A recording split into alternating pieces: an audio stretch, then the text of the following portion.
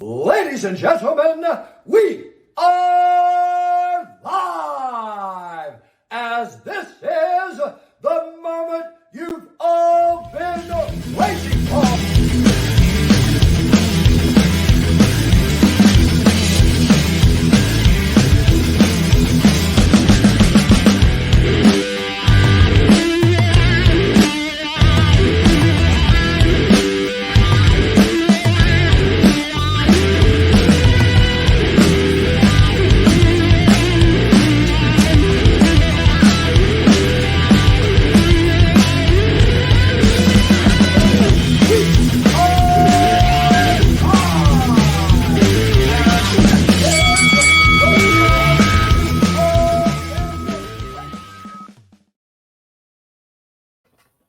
Welcome, everyone, to the BX Sports Jedi Network with MMA Weekly of Austin and Chef Dan. I am Austin, one half of the co-host of MMA Weekly podcast on the BX Sports Jedi Network. And today in this video, we're breaking down what happened this past Saturday with UFC Fight Night between Edson Barboza and Sodiq Yusuff, that card, and also previewing UFC 294 and the craziness that happened in that pay-per-view, considering where it was last week to where it is now. Yeah, last week at this time. Because it was last week. It was a whole different card to the main event, co-main event, and then it just changed like that. And well, like I said, we'll break down that card. And thank you guys for watching, listening, whether it be on watching us on YouTube or Rumble or any of the video platforms, or listening to us on audio podcasting platforms like Spotify, Google Podcasts, Apple Podcasts, etc. We appreciate the love, support you guys give us. Because without you guys, this channel is nothing. I say every time that sometimes it's not redundant, but it's the facts. True. That's why I say it. And then we just take care of this, and then we'll get started. And sorry, all right. We'll start with the what happened this past Saturday. If UFC Fight Night 88, well, not 88, I think it's 89 would be UFC Fight Night Yousef versus Barboza. As I'll start. You know what? I'll start with the first fight, then go to the main event. I'll do that instead of doing what I usually do, main event and then first fight of the main card. First fight of the main card was a bantamweight fight between Cameron Saaiman and Christian Rodriguez. Christian Rodriguez gets the unanimous decision over Cameron Saaiman. And Christian Rodriguez, once again, takes someone's undefeated streak. Last fight, he fought Raul Rojas Jr. and took away his undefeated streak, and then took away Cameron Saaiman's undefeated streak, as he's handed two bantamweight prospects their first loss. And Christian Rodriguez is pretty good himself. I mean, the guy, I believe, is 11-1 or 10-1 now, if I'm mistaken. Let me check his record real quick, because there's a guy I think we need to start giving his props to him, his flowers. And the guy's only 25. Okay, he's 10-1 now. All right, he's 10-1. And this guy, like I said, this is a guy who it's taken away. It's being two prospects, being both, take away the undefeated streaks. A guy people were high on, in terms of, Rojas got a lot of hype. Some people weren't high on him. A lot of people are, and people are still high on him, Rojas Jr., considering some of the improvements he did somewhat made his last fight, considering he did bounce back and get a victory in the Alexa Grassos and Valentin 2 card, the Mexican Independence Day card, that being Rojas Jr. So, I mean, he's being got two very, talented guys and took away their beating streaks. And the guy's only 25 on Rodriguez. It's a crazy thing. You forget he's young himself. Usually 25 is a prospect themselves, and they're young. That's a young fighter. I mean, Cameron Saaiman is 22, 23. Ross is 18. So he'd be two very, very young guys. And sometimes we forget that Rodriguez is a young guy himself in his career. So, I mean, you got to tip your hat to him and just say this guy might be this is a prospect in the bantamweight division. We need to keep our eyes out. A guy who maybe this time next year will be in the rankings. It seems like to me with Christian Rodriguez. That's just me. I think this October next year, we're looking at him going top 15, top 10. I mean, he's basically, 2 fights away from being that ranking, in my opinion, or one great performance for being ranked, in my opinion. I mean, you got to get tapped to Christian Rodriguez. Good victory there. As we go from that fight to Michel Pereira versus Andre Petroski, as Michel Pereira gets the first round TKO over Andre Petroski. And man, this surprised me, because Petroski is a guy who was on a pretty good win streak. I believe he's on a 5-fight win streak coming to this fight. I know he won his last 3 in the UFC. Petroski is a very good fighter and a guy who's done well, but he just schooled him. I mean, first of all, Michel Pereira belongs in middleweights. He's a middleweight because if you watch his last fight, Pereira's last fight back in April of last year when he fought Ponzinibbio in at 170, he looked so much bigger than him. It looked unfair. I was like, damn, you're big. That's what I was thinking about Pereira while watching that fight. I was like, guy's giant. What? How you 170? And then apparently he used to cut like 40 pounds to make 170 allegedly. I think Bisping said in the post-fight interview of Pereira. I'm like, what? That's insane. He belongs in middleweight. This is his natural weight class. I think he'll do better at this weight class considering he doesn't cut all that weight. Still big guy. I mean, he did look bigger compared to Petroski when they were fighting. And he landed just one good right that landed straight to the jaw. Petroski just knocked him down. Petroski just covered up like this and just couldn't. I mean, Pereira landed the perfect shot on Petroski with all that, and he's got a lot of power in his hands too. And he just took care of business against Andre Petroski, a guy who's surging and a guy who's ranked in the, not ranked, but a guy who's a guy who's near the rankings in the middleweight division, and very good victory against Michel Pereira. I mean, I assume he has to be ranked now. Let me check the UFC rankings. There's no way this guy's not ranked. I would think he have to be ranked, Michel Pereira, considering the fact that he be a guy on a 5-fight win streak who, if he had been Michel Pereira, he probably would have been ranked because Michel Pereira at one point I think was ranked in the top 15 of the welterweight division. Although maybe they took him out because of him missing weight against Wonder Boy. He was supposed to fight Wonder Boy back in July. Michel Pereira.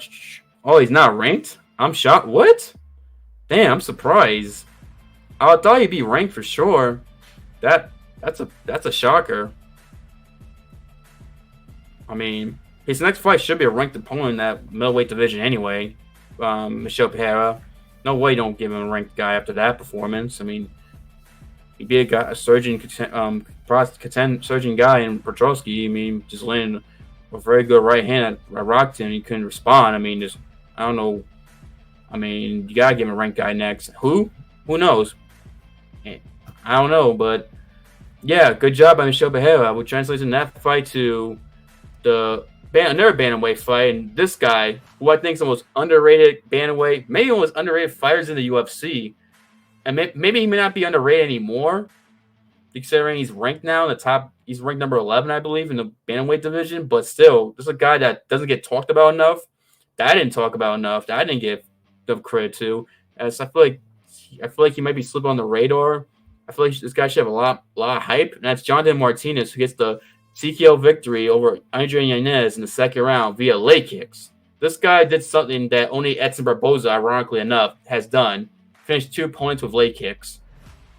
That's insane to finish someone with leg kicks. Not punch, not a kick to the head or an elbow to the head or submission, but leg kicks. That shows this guy's leg kicks is unbelievable. I mean, I remember when he fought Cub Swanson, he just fucked up his leg badly. I mean, you can find the highlights on YouTube the way he damaged Cub Swanson, like just with leg kicks, just brutalized him, just finished him. I mean, I always forget that one leg kick he landed on Cub just rolled around and just couldn't take it because of the pain. I mean, that visual is very memorable for me, the way he finished Cub Swanson, Martinez, that is. And then we did the Yanez. I mean, he just kept kicking leg kicks at Yanez. I mean, look at the image here. I mean, I think that might have been the last one. We kicked him. Every time he kicked it, especially Yanez's left leg, his left leg just keep flying to all the force of Martinez's leg kicks, and to the point where Yanez couldn't take it after the last one just fell and just the ref stopped it. There was a point where the ref looked like he was going to stop it a little bit earlier, a couple of minutes earlier, because of one of the leg kicks. Yanez had a hard time getting up. The ref continued, but once he got leg kicked again and fell, the ref did the right thing to stop it because he just couldn't stand, look like, and just it's hard to fight when your leg's that compromised.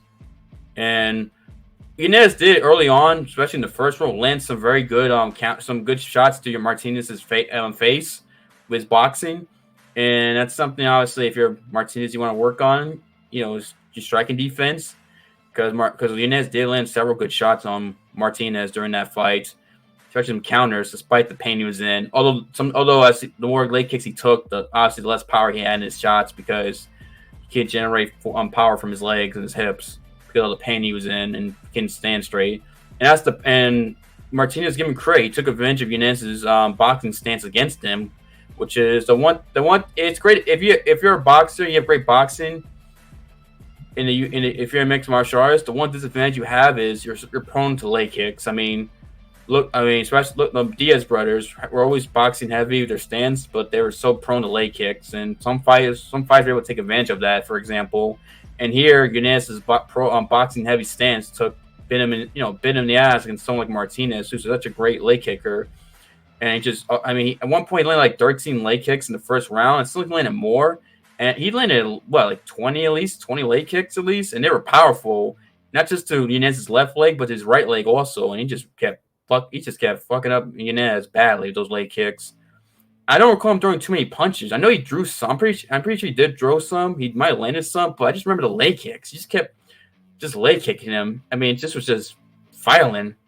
Just the leg kicks alone was super violent. And this is a guy who bantamweights need to take notice of, because this guy's ranked number 11. This is a guy who, like I said, might be the most underrated, one of the most underrated fighters in the UFC.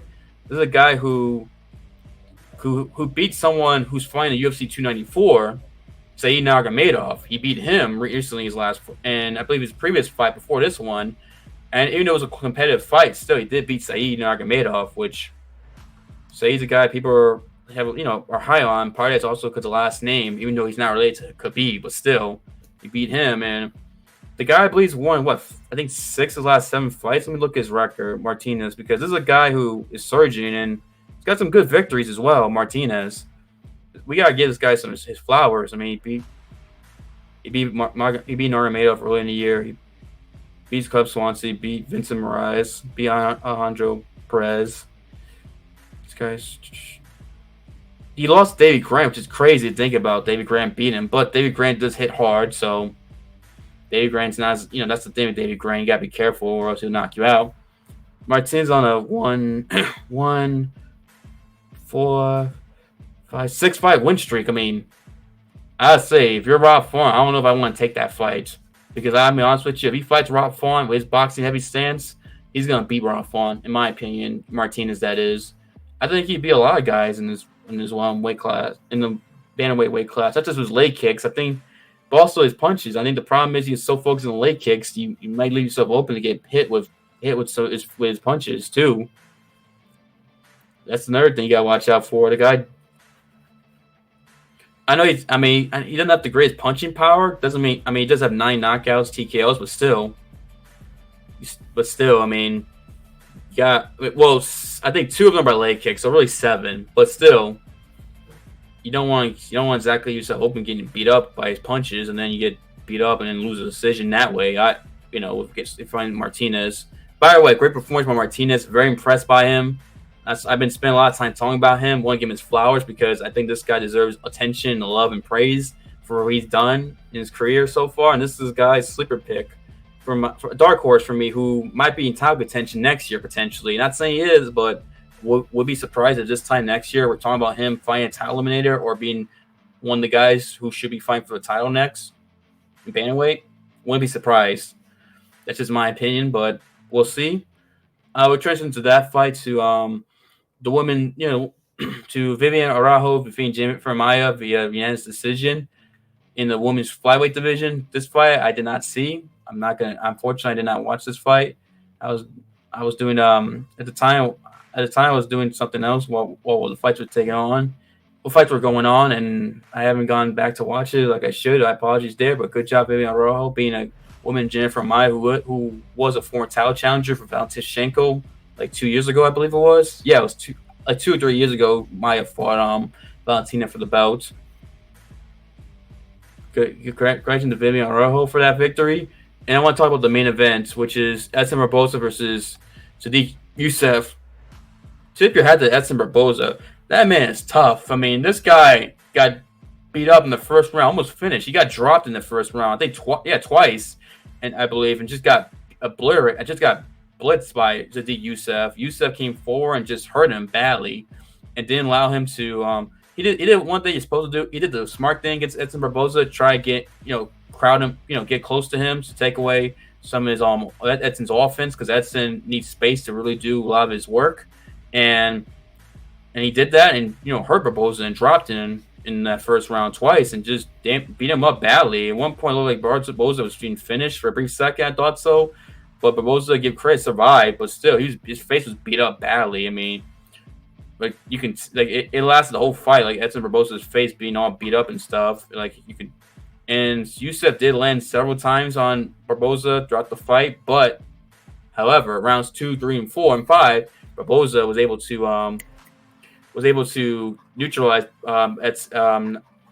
Yousef by body shots. Edson Barbosa attacked the body so much in this fight. I enjoyed watching this. I love seeing guys attack the body. If you know me, one of my favorite things to watch MMA is a body shot knockouts. It's one of my favorite things to see. Head kicks, body shots, and slams are my 3 favorite things to see in mixed martial arts. Especially you guys win with those things.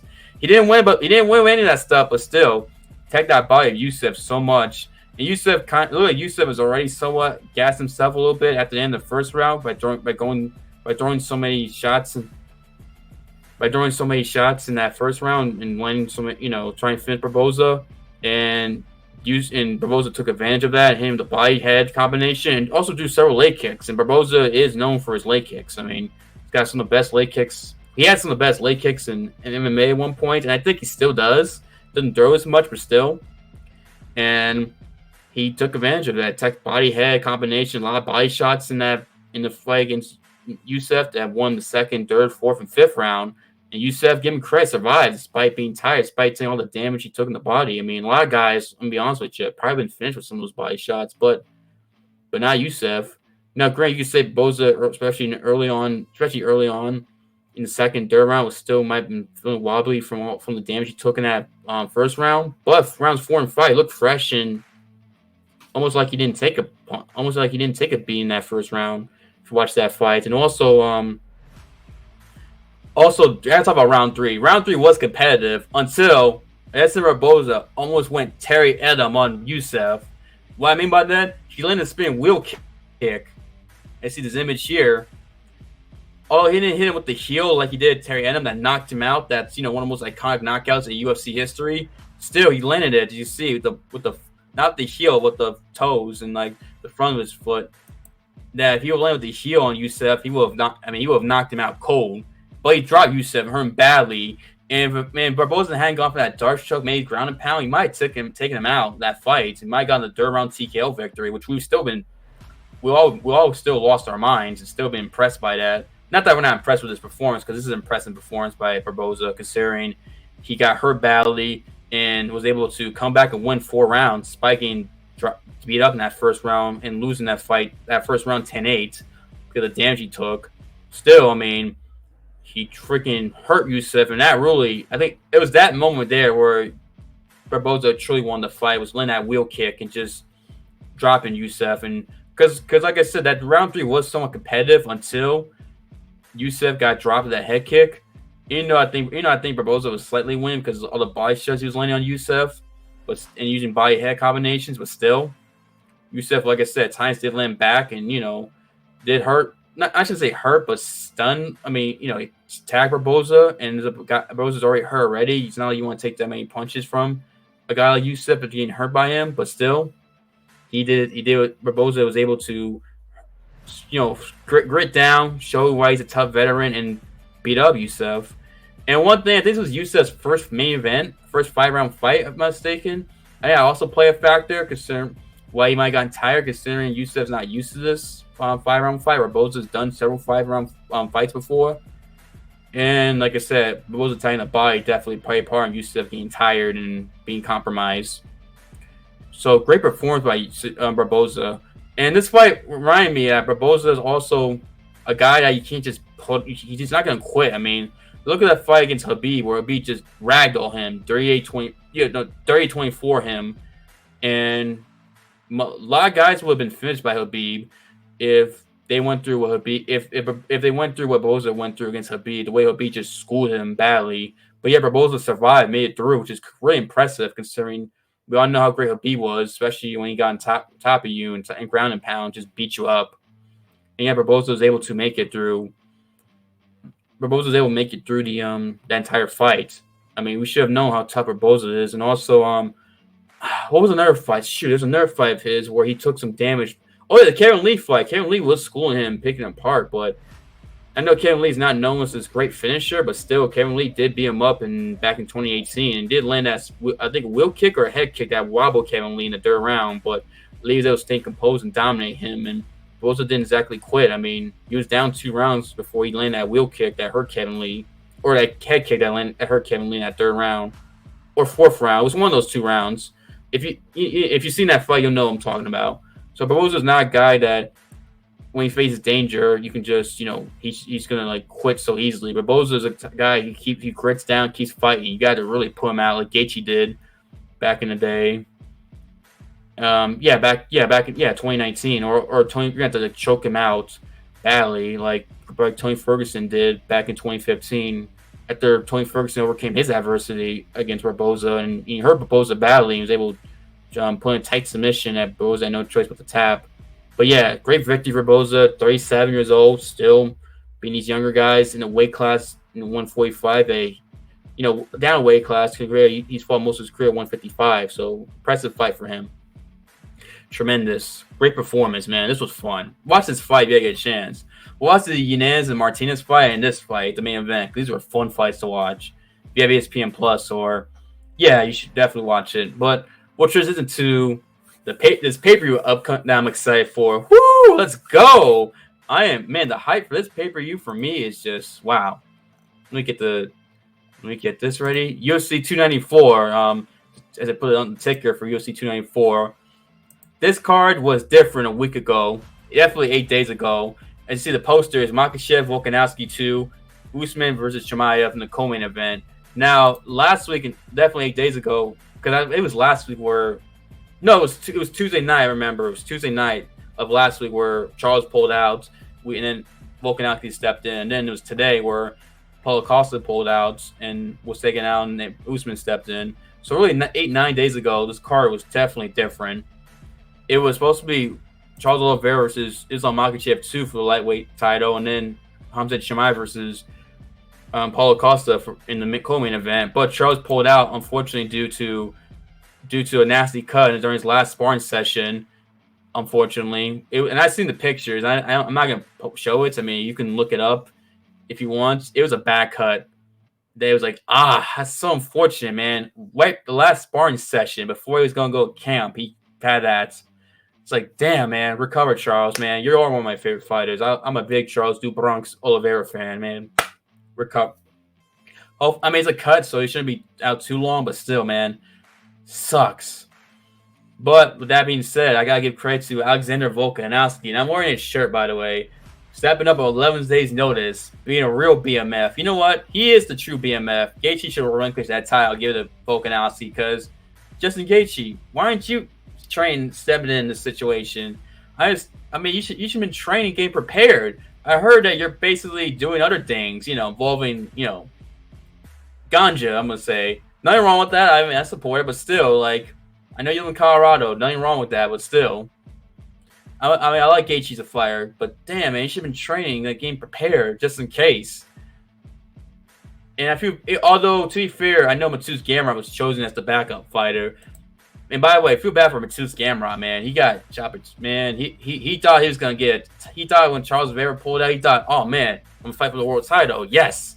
And then the UFC said, nope, we're going Volkanovski instead because we got pay-per-views to sell.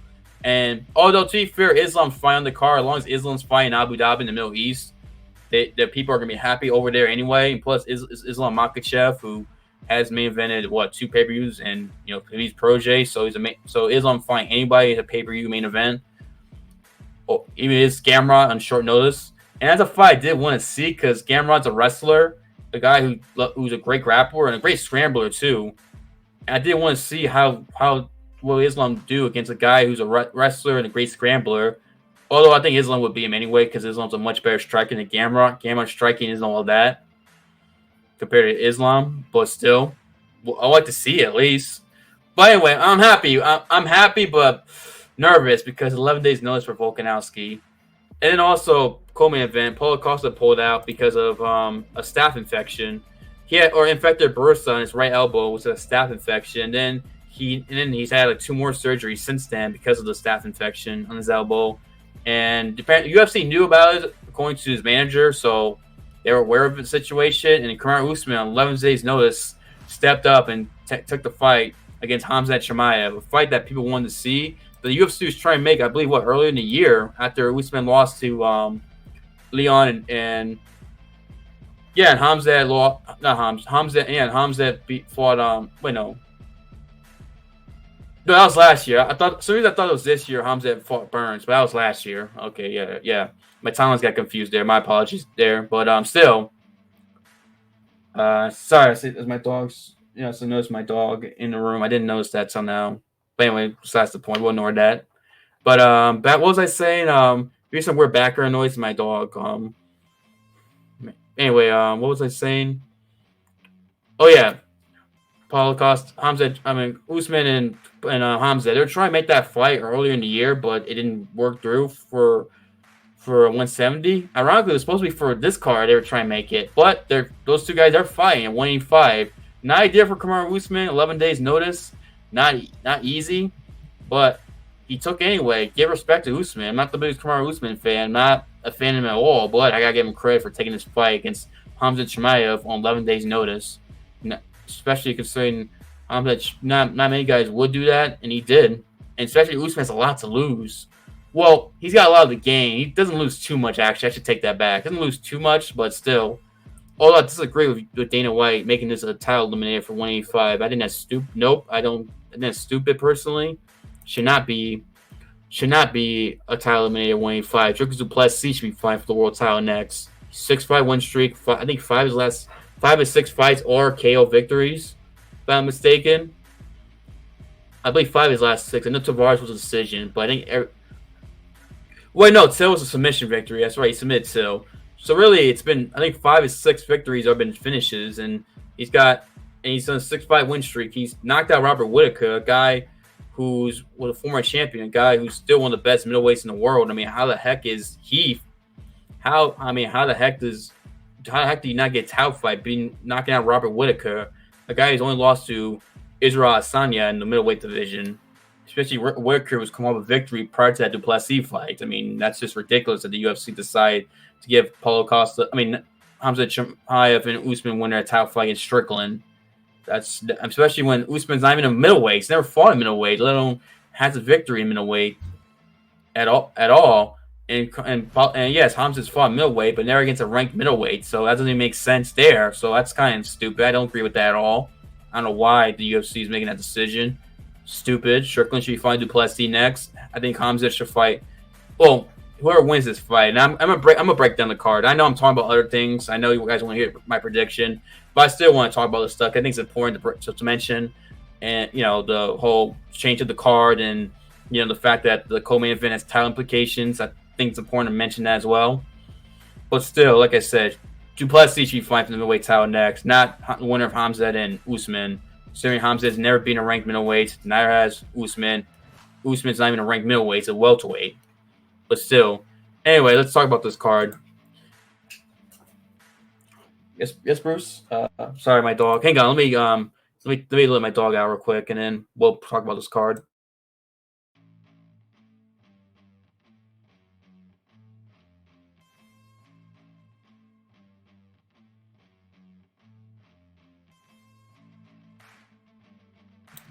Sorry about that. Anyway, nice. Anyway, yeah, if you heard some noises, there's my dog in the background. But anyway, dog's out. But well, first fight in the card, Said Nurmagomedov versus Muin Gafurov. I'm surprised it's on the main card over Timilia and Muhammad Makhachev, considering those are 2 ranked flyweights. Timilia, I believe, is ranked number 11 or number 10, and Muhammad Makhachev is ranked number, I think, 11. Hang on. One is ranked 10, one's ranked 11. I'm trying to see which one's which. Let me just check real quick. Oh, Elliott's ranked number 10. Muhammad Makhachev ranked number 11. Surprised that's not on the main card. And I'm going with Muhammad Makhachev on that card. I mean, that fight, personally. And I know it'll be very competitive. it's probably be Muhammad Kayev's toughest fight, but still, I think he's good enough to beat Tim Elliott, despite how tough it will be. Main event, it's a good main event of prelims. I'll give him that. But still, I do think that should be in the main card where Saeed and Gafurov. And I'm going with Saeed in this fight. Saeed's minus 185 favorite. Gafurov's a plus 154 favorite underdog. So it's a close odds. The odds are very close. I'm not telling you what to bet. It's not. I don't get betting advice. That's not my thing. So don't be mad at me if you bet and if you hear my predictions and you bet and then it turns out wrong. I'm not telling you to bet. That's not my goal. So don't be mad at me. Anyway, yeah, Saeed's got to win. Saeed's a guy who's really a top 15 bantamweight in the world. He's definitely a guy who's ranked. He's definitely one of the elite bantamweights in the world, personally. I know he's come with that loss to Jonathan Martinez, but that's Jonathan Martinez, a guy who I'm high on, who I think is underrated. I think guy's dark horse in that bantamweight division. But prior to that, he was on a 4-fight win streak. Again, he got a 4-fight win streak against some very tough some good, solid competition, and I cannot pronounce this guy's name. His last victory, it's Saeed Yakubov. It's hard. Just go in Tapology, look at Saeed Nurmagomedov's record. You'll know what I'm talking about. Douglas Silva de Andrade, Cody Stamen, and then Mark Sturgis. Mark Sturgis. I think you might say Mark Sturgis. His last name's hard to pronounce. It's Striegel. Guys with good records in the UFC, solid guys. Saeed's despite that loss, the setback, Saeed's still a very good fighter who I think has more finishing potential than even Gafurov. And I don't know why Gafurov's fighting against Saeed. I think it's a bad matchup for Gafurov. Gafurov's 18-5. He's got more fights than Saeed, but the competition level, I feel like Saeed's fought better competition, being better competition than Gafurov. I mean, Gafurov lost his last fight in Yanez decision in the UFC back in June. Prior to that, he was on a 2-fight win streak in the regional scene. Now, LFA is a pretty good organization for prospects. They've had a lot of top guys come from there and gone to do well in the UFC and Bellator and other promotions. So guys who do well in LFA tend to be very good prospects, end up being good fighters in the UFC and won in other promotions. But his last victory is against a guy who's 15-7. So yikes. I mean, I give him this. He's never been finished in his losses. So the guy's tough. So even if Saeed does win, it probably won't be a finish. You never know. I mean, who knows? Maybe he does finish him, but I don't expect it. But I just don't think the caliber guys he's fought. Look at his record. Some of these promotions. Now he's fought some decent guys, some guys with decent records. Like at the time, Walter Zamrov was 11-3 when he beat him, and he was 15-3 going that fight. Like I said, Herbert Souza was 15-1 when he beat him. So he's fought some guys with decent records, but still, the caliber of guys he's fought compared to Saeed's not even close. I think Saeed's fought better guys, and Saeed's just a step above Gafurov, and I'm going with Saeed in this fight. I think Saeed beats in decision. Saeed's a guy who's just outside the rankings. He's definitely a top 15 guy in this bantamweight division. And like I said, his last fight is Jonathan Martinez. His last fight was a loss to him. In a close fight, too. It wasn't like Martinez dominated him in that fight either. But still, but Saeed's just better. I think Saeed's going to beat him. I don't know why. I don't think Gafurov's going to beat Saeed in this fight. I think Saeed's just a step above him and has, to me, more finishing potential than even Gafurov. How many finishes Gafurov? Oh, wait, actually, I take that back. What am I saying? I take that back. Gafurov does have a high finishing rate. He's got 17, 18 victories are by finishes, 10 knockouts, 7 submissions. But I just don't think he's going to do anything. Saeed. Saeed's a step above him. If anything, Saeed has probably a better chance of finishing him than the other way around. Although, to be fair, it's MMA. Sport's crazy. Maybe Gafurov catches Saeed and hurts him badly and knocks him out or drops in and gets submission. Although Saeed's never lost by finish. So both guys never lost by finish. So probably going to be a decision victory for both guys. Excuse me, a decision for this fight. Whoever wins by decision. That's what I meant to say. Let me correct myself. as we transition to that fight to the next fight in the middleweight division between Ikram Aliskerov and Robbie Alvarez. Ikram's gonna win this fight. Aliskerov Alvarez taking this fight on short notice. Because there was supposed to be Nasruddin Imavov who was supposed to fight Ikram, but Nasruddin pulled out, and Alvarez stepped in this fight on short notice. I think a couple of weeks maybe at most. And Ikram's ranked number 11, the UFC middleweight rankings, I believe. I was surprised in the top 15. I know he got a victory over Phil Hawes, but Phil Hawes is a guy who doesn't have the greatest chin in the world. Phil Hawes is talented, but that chin of his is not that good. That's the one thing about Phil Hawes. All his 4 of his victories, losses are by knockouts. And that's the problem with someone like Phil Hawes. So I'm not saying Ikram has no knockout power, but at the same time, it's like it's hard to really be impressed with the punching power of him. After you knock out a guy like Phil Hawes, who's got not the greatest chin, but still good fighter. I'm not gonna act like he's not good. The guy's on the win. The only loss was to Hamzat Chimaev. But still, I need to see more before I really believe he's the guy who could be in the top 5 middleweights next year, and guy who might be a guy who could challenge Hamzat Chimaev. But I still think he's going to beat Robbie Alvarez easily. Alvarez is a guy who Alves is a guy who his last fight was a loss to in January to Nicholas Dalby, and then before he lost to Jeremiah Wells back in 2021. So the guy's lost 3 of his last 4 fights he's lost, and 3 of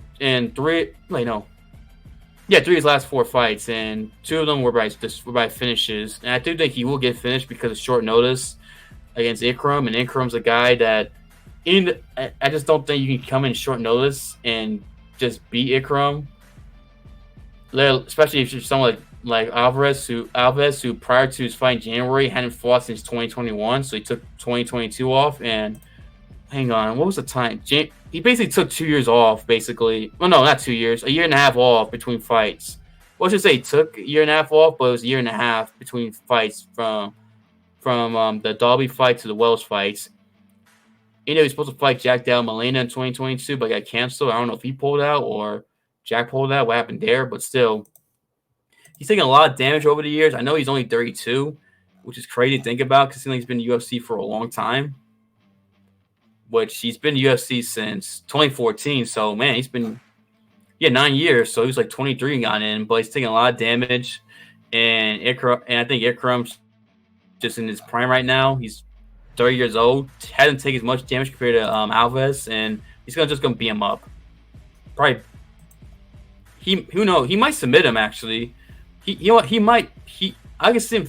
I can see him finishing Alves. Maybe I don't know. Maybe knocks him out, drops him, submits him, or maybe he does knock him out. Maybe who knows? Maybe I'm wrong about Ikram. Maybe I was selling short Ikram's knockout power because he knocked out Phil Hawes, who doesn't have the greatest chin, but still might have been selling just a little bit short there. But I think Ikram's going to win. He should win this fight. I know he's a heavy favorite.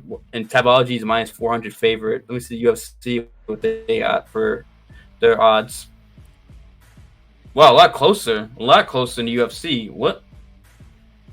Wait, that can't be right. Hold up.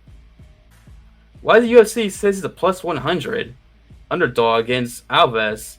That makes no sense. How? It's a middleweight fight. Alves taking short notice. The guy's ranked. How the fuck is Alves the favorite? Oh my! I'm personally tempted to bet on Ikram if the odds stay if he stays an underdog. I'm tempted to bet myself. Not saying you should. Don't ban advice here, like I said, but still. How is he an underdog? That makes no sense. This has to be a typo from the UFC website here. Yeah, Typology's got it correct. He should be the minus 400 favorite. Ikram. All right, yeah, pick Ikram Aliskerov to win. Probably finish second round maybe for first round. Anyway, we'll go transition to that fight to the third fight in the card, which is an important fight in the light heavyweight division. Johnny Walker taking on Magomed Ankalaev. the winner of this fight should be fighting next for the light heavyweight title. To me, this is a title eliminator. Winner fights the winner of Yuri and Alex Pereira next. And they're fighting for the light heavyweight title next month in Madison Square Garden. And this is a tough one because I didn't realize this. Johnny Walker has a 7-inch reach advantage over Magomed Ankalaev, which I know people say Magomed Ankalaev is the wrestler. He's got the wrestling, being from Dagestan and stuff. But the thing with that is it seems like he only uses it after he gets hurt or after something bad happens to him. Like the Jan Blachowicz fight, he just let Jan chew up that leg in the first 2 rounds. The first 2 rounds, maybe 2.5 rounds. He just allowed Jan just chew up that leg badly. And if you saw, like, it looked like one point that freaking Magomed was almost going to get finished or stopped because of leg kicks because he was so ginger on his legs in that fight against Jan Blachowicz. And even, I think, the Taylor Santos fight, Santos hurt him. Then he decided to hold on to him 5 rounds and then go for, make it a boring fight, basically. It seemed like when he's hurt, he goes, only when he's in danger, uses wrestling, but he likes to stand and trade. And I feel like against someone like Johnny Walker, who's got knockout power and a huge reach advantage over him, 7-inch reach advantage, and throws knees, too. That's the thing. Johnny Walker's not afraid to use knees, and he has used knees to knock dudes out. Although, if I'm Walker, I would not advise that, actually, because you won't get taken down by Magomed Ankalaev and just get, and just have him on top of you and him just wrestle you to death. But still, this is a lot more competitive than some people make it out to be. Something Magomed Ankalaev is going to walk through Walker. I don't think so. No pun intended. But still, I'm struggling with this one because I want to say Ankalaev, but something tells me that Johnny Walker might catch him and drop him, hurt him, and probably knock him out. I mean, I'm just trying to. It's a tough one. I'm going Ankalaev personally. I think he will win the decision, but I will not be surprised if he wins. If he loses a round this fight, Walker hurts him and catches him, and then stuns him, wins a round potentially. But I won't be surprised if Walker hurts him, knocks him out. Who knows? Maybe Ankalaev hasn't fought since that Jan fight in 10 months, and Walker's fought twice since then. He fought in May against Anthony Smith, and he also fought in January against Paul Craig back in that Brazil card. So yeah, he's fought twice since Ankalaev last fought. Thankfully, Johnny Walker is not exactly a guy who can submit you off your back like Paul Craig does, and that's a fight that Ankalaev lost to, where he lost last second. I don't know, maybe that's why he doesn't. That's why he waits till he's in trouble, go for takedowns, or uses wrestling or something. Because maybe he's that fight with Paul Craig still haunts him, losing that last second. I don't know. I mean, he should just use his wrestling more instead of just wait until you're in trouble using wrestling, especially if you have a huge wrestling advantage over Johnny Walker, and you're going to have to use your wrestling. It's a guy who has a 7-inch reach advantage over you who's got knockout power like Johnny Walker. I mean, it's crazy to think over a year ago, a little over a year ago, we thought Johnny Walker's career was done. We thought, oh man, he's taking too many knockout losses. Oh, he's not the same. Especially that Jamal Hill fight, he got knocked out badly, and the way he reacted, we thought, he's over. It's done. He can't survive. Or he can't. He's not going to be anything in the top in the light weight class. And he's won 3 in a row, and he's basically one fight away from fighting for the world title. And he could do it too. It's possible that this could happen. But at the same time, I'm going with Magomed Ankalaev. I think he's more motivated. I think he feels like he got robbed. He got wrong in that fight, Jan Blachowicz. I disagree. I think that was the right call. And personally, I think he's going to be more motivated than ever. I think he's going to want to prove a point that he deserves to be the champion. He's going to want to make a statement, especially in front in Abu Dhabi in the Middle East, where he's, I know he's Russian, Dagestani, but still it's not that far from Abu Dhabi compared to like America per se. But still, or maybe I can hurt him. Maybe the pressure might get to him. Nah, probably not. I don't think so. I'm going Ankalaev. I'm just thinking in my head, because like I said, it's a tough fight to predict. I think it's a lot closer fight than people want to make it out to be. Johnny Walker and Ankalaev. I'm going Ankalaev. Probably decision. Anyway, it turns into that fight to the co-main event. Kamaru Usman versus Hamza Chimaev. Like I said, I don't think the winner of this fight should get a title fight against Sean Strickland. Should be Duplessis. But with that being said, I'm going Hamza Chimaev. This is not that hard to pick. The thing is, Kamaru Usman is not taking down Hamza Chimaev. The wrestler's gonna cancel the chair out. Now, will Hamza take Kamaru down? Maybe, because Kamaru's not used to fighting 185s. It's only 11 days notice. Potentially, he could. I mean, Leon Edwards took him down. Now, granted, it was more of a trip, but still, he took him down in the second fight back in Salt Lake City, 2022. And Kamaru Usman did have a hard time taking down Leon Edwards. And Usman has his knee. He has bad knees, as we all know. And it seemed like the knee problems hasn't gotten any better since, for the last several years. It seems like it's starting to creep up, his knee issues. And even let's say Usman does a good job stuffing Hamza at takedowns. The problem is Hamza just has this huge advantage in the striking department. It's not even close. Like, Kamaru Usman strike. I mean, people forget Colby Covington was landing jabs on him in their second fight. Colby Covington, who I think his striking has improved ever since going to MMA Masters, leaving American Top Team. If you watch his fights, since he left American Top Team, post Usman 1 fights, prior, look at those fights, the Woodley fight, the Masvidal, the Usman rematch, compared to the previous 3 fights Colby had, where it'd be Robbie Lawler, RDA, and Usman 1. Colby's striking has improved, but still, Colby's not the striker Hamzat is, and Colby Covington was laying jabs and was laying some good shots on him after getting dropped in the second round. It almost like it woke him up, and Colby actually did well in the striking department, better than a lot of people remembered. In my opinion, is one reason why that fight should have been a draw. But still, if Colby Covington's laying jabs on you like that, what makes you Hamza Chimaev, who's a better striker, more technical, more popping his strikes too, fighting up in 185 too, where Hamza has had a left time to prepare for a 185 fight, where Usman has not. I know Usman.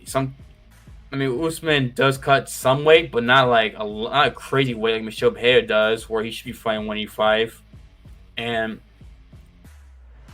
But still, like, he's not exactly middleweight. His weight, like, in terms of size, Usman is, or Hamza is, and Hamza has had time to get used to 185, train 185, where Usman has not, and has a disadvantage in the striking department. I just don't see a Kamaru Usman wins personally. I'd be shocked, really shocked, if Usman someone pull the upset of Hamza Chimaev. I'd really be stunned. I think Usman's gonna get caught by Hamza in the first round, get hit with a big shot. If I go for a takedown, failed. I think Hamza is gonna probably ground and pound him or drop him and submit him. Probably first or second round. Personally, that's just my call. I just don't see how Usman wins. Not a better striker, striking defense. It was a strike. He couldn't take Leon down. Got picked apart in striking department in the third fight back in March in London, and not gonna be able to take down Hamza Chimaev like that. And if Hamza can't take down Kamaru Usman, Hamza's a much better striker and it's gonna pick him apart and hurt him badly and probably finish him, in my opinion, in this fight. And as I'm going first or second round, like stoppage, it's ground and pound or submission. Like I said, I'll be stunned if Hamza loses to freaking Kamaru Usman. That might be more of an upset than even Shevchenko Grasso. Maybe, arguably. Or, well, actually, nah, I take that back. It'll be a step below Grasso, Shevchenko 1, and Israel losing to Sean Strickland in terms of upsets. No, actually, it's in the same category because Usman's taking on 11 days' notice against Hamza Chimaev in a weight class he's never fought before. This will be a pretty momentous upset if he pulls it off, Kamaru Usman. But still, Hamza Chimaev, first or second round finish. Main event time, Usman Volkanovski versus Islam Makhachev 2. As we know, the first fight was super close back in February in Australia. Islam Makhachev got the decision. A lot of people thought Alexander Volkanovski should have won. I personally think Volkanovski won because I think he came out round 4. And I feel like Islam Makhachev, yes, he held him down, but I feel like he didn't do anything. He didn't advance position, didn't go for submissions, didn't throw many shots. And then Volkanovski was landing more shots. Despite Islam having his back, he was actually landing shots on Islam Makhachev, like throwing punches, like the back of him, laying on Islam. But someone pointed out, I was listening, that the fourth round was a lot more competitive. That Islam was doing well in striking department early in that fourth round. So it's possible if you take that consideration, yeah, Islam Makhachev was the rightful winner. But still, Volkanovski did have much more competitive fight than we all expected against Islam Makhachev. Certainly, I thought Volkanovski was getting destroyed by Islam, but I was proven wrong, thankfully. Now we got this rematch that's very highly anticipated. I feel like it's more hype going this card with these two matchups than what was like a week and a half ago. Charles Oliveira is a big star. He's proven that he's a legit star. I mean, look at his Instagram followers. His pay-per-views have done decent. But still, I feel like the fact that we're getting the rematch we all want to see, and the fact that Usman stepped against Khamzat, despite the bad blood between Khamzat and Paulo, I feel like this card has a lot more juice to it, a lot more hyped. I'm excited for this card. I really am. I was looking forward to it before, but now it's like, well, can Saturday come here already, please? But yeah, with that being said, though, I gotta go Islam Makhachev. I'm wearing the Volkanovski shirt. You can see I want Volk to win. I want Volkanovski to do it, but I just don't see it, man. Not enough time to get ready for Islam Makhachev. I know he fought him already, but still, the guy had surgery after the Yair fight. A week after he fought Yair in July, got surgery in his elbow. He's 3 weeks ago is when he recovered from the surgery. So he's only had 3 weeks to do normal training, and it's not like he's training like training camp. Training. He's more like just training to garroting in motion, garroting back to the way it was, so that he could do a training camp. Because he's supposed to fight Taporia in January in Toronto, but he took this fight on 11 days' notice, and he's only 3 weeks removed from recovering from his surgery, and it's like, how the heck is he gonna? I just don't see how he's gonna beat Islam Makhachev. And also, people point out the hydration, that Islam didn't have nearly enough time to hydrate compared to in Australia than they normally would have done in other places, because it was like 24 hours. And also, I know Australia, particularly Western Australia, had like a weird rule in terms of you can use saunas, weight cut, or something like that. I forgot what the weird thing they have in Western Australia in terms of how that works.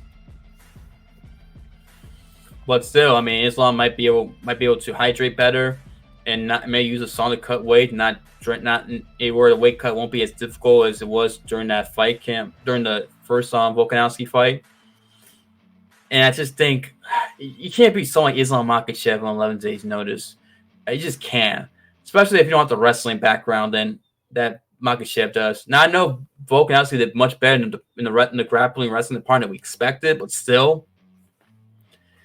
He has highly doubt he's been working on wrestling defense, wrestling period, recovered from that surgery. I know he's been working his cardio. I know his cardio is going to be there, but still, the skill's not there to match the cardio to where it could be a competitive fight. It's like, fuck, I want this fight to be full camp for both guys so we can truly get closure in terms of this fight. But, hey, I'm not mad at Islam. Islam, it's not his fault that Volkanovski took the fight on 11 days' notice. It's not his fault. It's just, unfortunately, Charles got hurt, and Volkanovski stepped in. Like I said, BMF. Him and Usman did BMF moves, so you got to get tip you out of both guys. But still, not enough time recovering from surgery. Only 3 weeks recovered from his surgery.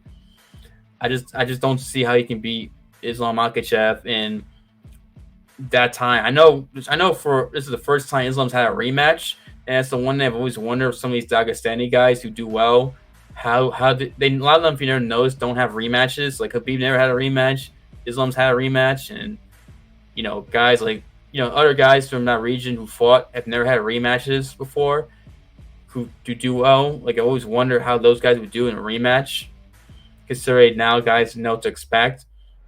But still, even then, it's not enough time. Like I said, if Volkanovski pulls off, I'll be one of the happiest dudes in the world. If Volkanovski beats Islam Makhachev, the happiness I would feel would be, I feel like I'm on cloud 9 if that happens, just because I'm a big Volkanovski fan. I would just be losing my shit if that happened.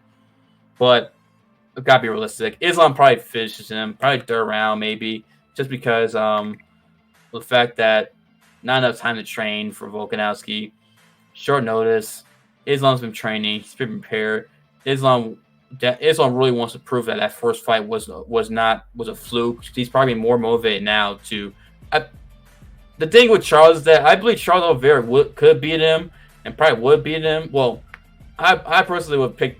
I probably would pick Charles to win if he ain't gotten hurt, because I feel like Islam's motivation would not have been there compared to Volkanovski, because he already beat Charles already a year ago. It wasn't like it was a while ago. It was only a year ago that Islam beat Charles, and plus there's some mistakes like Charles did. I feel like Charles probably, I assume him and his teammate noticed that they probably could have worked on. And if he had a full kit pair for Islam, I think he would have a much better chance of beating Islam Makhachev than Volkanovski did, obviously, especially a full train camp. And I still think if Charles Oliveira on a full train camp, if he goes out there, let's say fights Islam, let's say March or something, can beat Islam Makhachev. I really do believe it. But besides the point, we talk about another time. But yeah, I would love for Volkanovski to win, but not gonna happen. Just gotta be realistic. Islam's gonna win, probably finish him. Plus, Islam Makhachev, like I mentioned, is probably more motivated to prove that was a fluke. Like, the motivation is gonna be there to say, "Hey, that first fight, that was close, but that was a fluke, man. That's not what was supposed to happen." People think you won. Nope, that's BS. I'm gonna prove that I'm just better than you. I'm gonna go out there and dominate you and send a message that you can never beat me. I think Islam wants to really prove that. And I think this change of opponents really got more motivated, probably more motivated than the Charles fight. I'm not saying Islam was taking it lightly, but still, it's not the same compared to the two situations. And I think that's benefiting Islam. Even let's say he had full training camp. Let's say somehow, I don't know. Let's say he beat Charles, and then they did the rematch with Volkanovski and Islam. Both had a full training camp. I think Islam's motivation would definitely been a lot higher, and probably would have been. He definitely would want to go out there and prove a mission either way that first fight was a fluke. So yeah, I think that's another factor you got to take in consideration is the fact that Islam wants to prove that first fight is a fluke, and I think he's going to really. That might help him in his fight. Like I said, probably maybe he'll finish it. He might finish him in the later rounds potentially. Maybe. I'm split. It's either gonna be a submission finish or a decision. Either way, that's what I see. I don't know what round, but it's gonna be that. I don't see him knocking out Volkanovski. I really don't. I'd be shocked if that happens. Like, shocked if he knocks out Volkanovski. I just don't see it. It'd be submission or decision. Either way, thank you guys for watching my review. I appreciate the love support you guys give me. Let me know in the comments who you guys think is gonna win these fights in the UFC 294. Also, one person I really want to mention, Daniel Wood is fighting the prelims. Shout out to him. I'm surprised Daniel Wood, the guy who's done well in the featherweight since going up to featherweight. He's in the prelims. I want to mention that. The pay-per-view starts at 2 p.m. Eastern time. 2 p.m. Eastern time. This is in Abu Dhabi. Time zone's different. They're I think 8 hours ahead of us, so that's why it's starting at 2 p.m. the Eastern time zone. The prelims start at 10 a.m. So Saturday morning, Saturday afternoon fights. I do love the Abu Dhabi cards because I do like the change, to have Saturday afternoon fights. I always like that personally. I like the fact you get night fights at night, 7 p.m., 10 p.m. at night, 9 p.m. at night, and then all of a sudden they get this change up. I always that's the one that I like about the Abu Dhabi pay-per-views. It's change of time to where you get Saturday afternoon fights. So I kind of like waking up and then you got fights. I do like that personally. That's one reason I love the Abu Dhabi cards. So that's just me. Some people prefer the 10 p.m. time start or the 7 p.m. time start. But as long as they do it every once in a while, I'm cool. UFC, I'm cool with it. That's why I like the Abu Dhabi. Once a year, you get Saturday afternoon fights, and when they go to London too, same thing as well. But anyway, let me know what you guys think is gonna win. Why do you guys think is gonna win? And what your thoughts on Edson Barbosa's performance? And yeah, I'm probably more likely going to do a live stream for this pay-per-view. Probably more likely going to do one. More likely I will do it. I'm probably going to go. I might cover the Makhachev and Tim Elliott fight and do the main card as well, or just do main card. I'm still trying to decide which one. I do want to cover that fight because I think that fight should be on the main card because that's this big fight in the flyweight division. So might start maybe at 1:30ish. If I do the live stream, it might be at 1:30. I start the live stream, or 2 o'clock exactly. It depends. Like I said, I'll let you guys know. You'll see. By Friday, you'll definitely know for sure. But anyway, thank thank you guys for watching and listening. Don't forget to like the video, share, subscribe. Like I said, I'd like to see you guys see your comments in terms of who you think is going to win and why. And look forward to seeing you guys next time. Peace. And sorry for the background noise with my dog earlier if you heard him. But anyway, like it doesn't matter. You guys still heard what I said basically. I'm pretty sure it wasn't that much of a distraction. Anyway, thank you guys for watching. We'll see you next time. Peace.